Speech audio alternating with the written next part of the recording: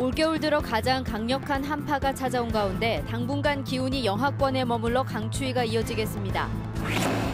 남원시 공무원들과 시의원들이 술자리를 가진 뒤 공무원 한 명이 술값을 계산한 사실이 뒤늦게 밝혀져 김영란법 위반 논란이 일고 있습니다.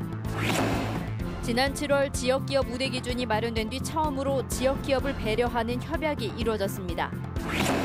2018학년도 수능시험 성적 결과가 나왔는데 예상보다 변별력이 떨어져 정시 전형에서 치열한 눈치 작전이 예상됩니다. 시청자 여러분 안녕하십니까? JTV 8시 뉴스입니다. 말 그대로 사르르는 추위가 종일 기승을 부렸습니다. 바람까지 강해 체감 추위는 더 심했는데요. 동장군의 기세는 쉽게 꺾이지 않을 전망입니다. 오정현 기자의 보도입니다. 돌을 타고 흐르는 물이 얼음이 돼 단단히 엉겨 붙었습니다. 폭신하게 쌓였던 눈도 그새 딱딱하게 얼어붙어 바스라집니다. 매서운 동장군이 하루 만에 얼려놓은 겨울 풍경입니다. 코로 숨을 들어 마시니까 코 안에 굉장히 막 얼얼하고 추워서 모관이 막 싸늘하니 견딜 수 없이 그 정도로 춥네요, 오늘 날씨가요. 오늘 아침 전주 영하 7.9도, 익산 영하 8.5도를 기록하며 올겨울 들어 수온지가 가장 낮게 떨어졌습니다. 무주와 진안, 장수엔 오후 6시를 기해 한파주의보가 내려졌습니다. 내일도 전주의 아침 기온은 영하 5도, 무주와 진안은 영하 10도 안팎까지 떨어져 종일 영하권을 맴돌겠습니다. 한반도 5km 상공에서 찬 공기가 남하여서 한반도 상공에 머물면서 당분간 강한 추위가 이어지겠습니다. 오늘 밤사이 일부 서해안 지역에는 눈 예보도 있습니다. 적설량은 1에서 3cm 정도로 예상돼 많지 않겠습니다. 강력한 동장군의 기세는 앞으로 이틀 정도 더 기승을 부린 뒤 금요일 낮부터 누그러들 전망입니다. 하지만 이후에도 찬 공기가 주기적으로 밀려오며 다음 달 중반까지 예년보다 심한 추위가 두세 차례 더 나타날 것으로 보입니다. JTB 뉴스 오정현입니다. 남원시 공무원들과 시의원들이 술자리를 가진 뒤 공무원 한 명이 술값을 모두 계산한 사실이 뒤늦게 밝혀졌습니다. 부정청탁금지법, 즉 김영란법 위반 논란이 일고 있습니다. 보도에 김진영 기자입니다. 지난 5일 남원시 공무원과 남원시 의원 등 20여 명이 저녁 식사를 같이 했습니다. 행정사무감사와 예산 예비심사가 끝난 뒤 함께한 자리였습니다. 그동안 행정사무 자료 준비하고 이런 노고가 있었다고 마무리 끝나는 자리에서 식사하는 자리였습니다. 식사가 마무리된 뒤 남원시 의원 4명과 공무원 7명 등 11명이 술자리를 가졌습니다. 문제는 술값 15만 원을 참석한 공무원 가운데 1명이 모두 냈다는 점입니다. 선출직 공직자인 시의원은 김영란법 적용 대상자로 직무와 관련해 군품 등을 받으면 과태료 처분을 받습니다. 문제가 불거지자 술자리에 참석한 시의원 4명 가운데 3명이 각각 5만 원씩 15만 원을 모아 뒤늦게 술값을 계산한 공무원에게 전달했습니다. 술값은 당시에는 모 과장이 계산을 했고요. 의원들이 공동부담 이렇게 하는 걸로 사고 정의를 해줬습니다. 국민의당 전북도당은 더불어민주당 소속인 이들 시의원이 김영란법을 위반했다고 주장했습니다.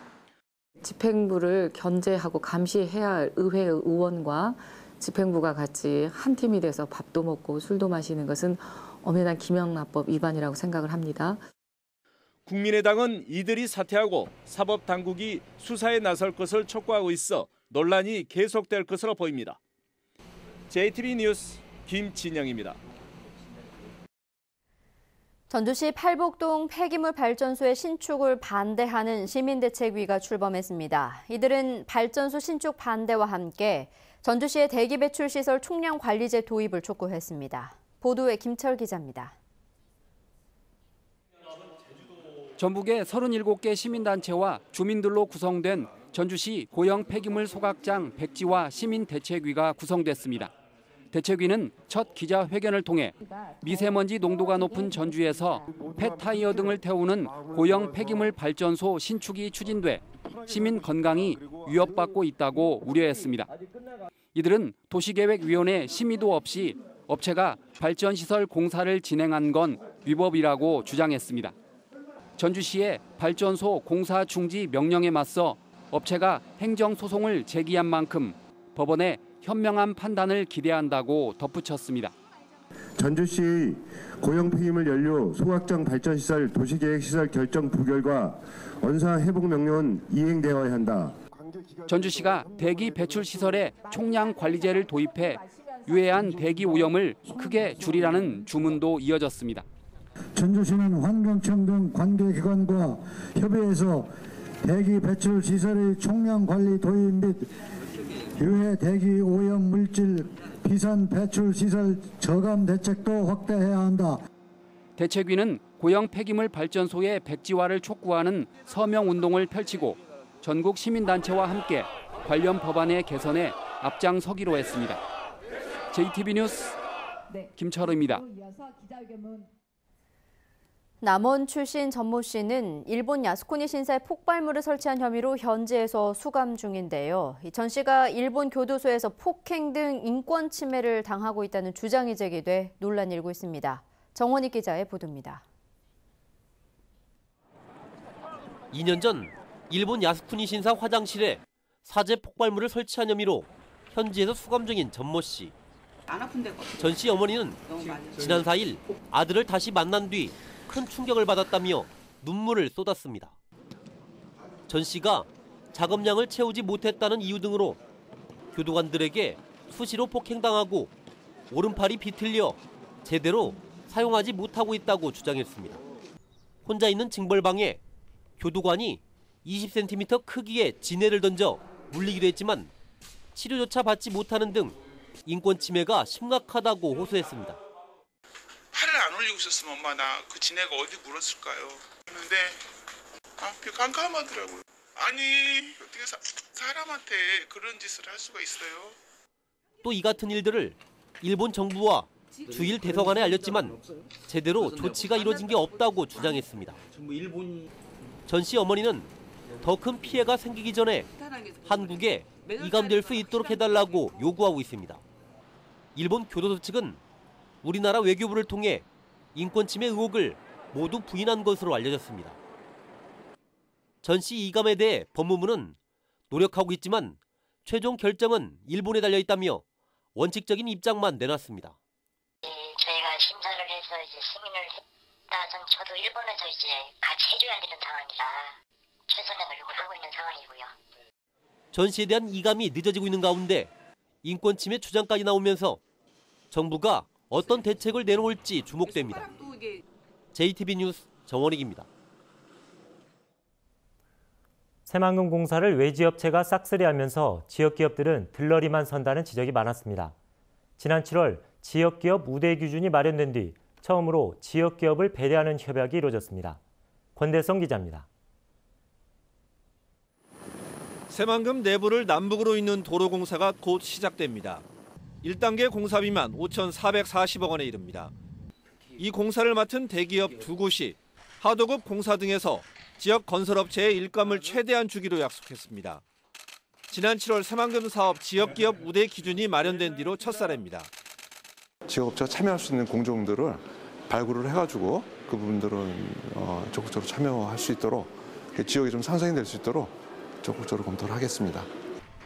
안방에서 외지업체의 독식을 지켜봤던 지역기업들은 기대감이 큽니다. 그동안 새만금 공사에서 지역기업들의 참여율은 10%대에 그쳤습니다. 실질적으로 10%도 안 됐거든요. 그래서 이번에는 한 50% 이상은 해야 한다. 저희 지역업체들이. 그래서 또 지역의 어떤 그 협력과 활성화가 적극적으로 되지 않을까라는 생각을 갖고 있습니다. 이번 협약은 시작에 불과합니다. 앞으로도 새만금 개발 과정에서 수천억 원에서 조 단위 공사가 줄줄이 이어지는 만큼 지역기업 참여를 늘릴 대책이 필요합니다. 당장 1조 2천억 원대의 새만금 전주 고속도로 공사는 지역기업 우대 기준이 적용되는 새만금 사업에 포함되지 않아 지역기업의 참여를 보장할 수 없는 상황입니다. 새만금 전주 고속도로 공사 과정에서 최대한 전북업체가 참여할 수 있도록 한국도로공사에다가 저희가 협조 공문을 보내는 등 적극 협의 중에 있습니다. 전라북도가 수십 년 동안 해마다 예산 확보에 목을 메고 있는 새만금 사업. 애써 확보한 예산이 지역의 몫으로 되돌아오는 구조를 만드는 지속적인 노력이 요구되고 있습니다. JTB 뉴스 권대성입니다. 2018학년도 수능 시험 성적이 개인별로 통보됐습니다. 이 결과가 나온 만큼 수험생들은 정시 지원 전략을 짜는 일이 무엇보다 중요해졌는데요. 예상보다 변별력이 떨어져 진학 상담의 혼선과 또 치열한 눈치 작전도 예상됩니다. 보도에 주창현 기자입니다. 수능 성적표를 받아든 수험생들의 얼굴엔 희비가 엇갈립니다. 불수능일 거라는 가채점 결과와 달리 성적표 분석 결과 올해 수능은 지난해보다 쉽게 출제됐습니다. 수학 가형을 제외하고 표준 점수 최고점, 그러니까 만점 기준이 모두 낮아졌습니다. 올해 처음 절대평가로 치러진 영어는 1등급 비율이 지난해보다 2배 이상 많은 10%로 집계됐습니다. 예상보다 변별력이 낮아지면서 진학 상담도 어려움이 예상됩니다. 특히 중상위권은 등급 컷의 등락이 심해 지원할 대학과 학과의 영역별 반영 비율 등을 꼼꼼히 따져봐야 합니다. 각 대학에서 반영하는 그러한 경향을 잘 살펴보고 수능 100%인가 아니면은 수능에다가 학생부 교과를 반영하는 대학인가라는 걸 잘 살핀 뒤에 나름대로 입시 전략을 짜는 게 좋습니다. 막판까지 치열한 눈치 작전이 예상되는 가운데 전북교육청도 다양한 정시 진학 상담 프로그램을 운영합니다. 23일에는 정시 지원 전략 입시 설명회를 전주대 JJ 아트홀에서 진행할 예정이고요. 또 26일부터 내년도 1월 5일까지는 대면 진학 상담실을 운영할 계획입니다. 올해 대학들은 전체 모집 인원의 25%가량을 정시로 선발하며 대부분의 대학이 수능 성적만 반영합니다. 2018학년도 대입 정시 모집은 내년 1월 6일부터 사흘간 진행되며 수험생들은 가나다 각 군별로 한 번씩 모두 3번을 지원할 수 있습니다. JTB 뉴스 조창현입니다. 민주노총 소속 시내버스 조합원 가운데 일부가 이틀째 무기한 파업을 이어가고 있습니다. 전주시는 어제 오후 4시부터 시내버스 회사 한 곳에 민주노총 소속 50여 명의 조합원들이 임금 체불을 이유로 기습 파업에 들어가면서 51대 버스가 이틀째 운행이 중단되고 있다고 밝혔습니다. 파업이 언제 끝날지 아직 정해지지 않았지만 임금 협상이 미뤄지면서 다른 시내버스 회사도 파업에 동참할 가능성이 있는 것으로 보입니다. 전라북도 의회 예결위는 내년도 전라북도 예산은 6조 4,079억 원, 전북교육청 예산은 3조 3,055억 원으로 조정 의결했습니다.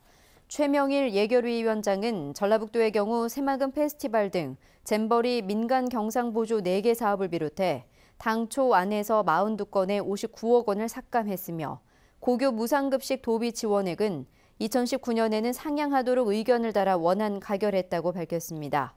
또 전북교육청 예산은 교육장 해외 연수비 8천만 원 등 15건, 102억 원을 삭감했습니다. 도의회 예결위가 의결한 예산안은 내일 본회의를 거쳐 최종 확정됩니다. 발전소 소재지 중심으로 되어 있는 원자력 발전소의 지방세 납부 기준을 방사능 누출 시 피해 지역 범위로 개선해야 한다는 목소리가 커지고 있습니다. 전라북도 의회 장명식 의원 등은 영광 원전의 위험은 행정구역을 가리지 않고 운영 중 피해 역시 고창 주민이 더 큰데도 전남과 영광이 지난 10년간 3,300억 원의 지역자원 시설세를 거둔 것과 달리 전북은 한 푼도 받지 못했다고 지적했습니다. 이들은 원전이 내는 지역자원 시설세는 행정구역이 아닌 방사선 비상계획구역으로 확대해야 한다며 주민 5천여 명의 서명을 받아 관련법 개정을 추진하고 있는 국회의원들에게 전달할 계획입니다. 지난 9월 JTB 전주방송의 고형 폐기물 발전소 연속 보도가 전북 민주언론상 본상에 선정됐습니다.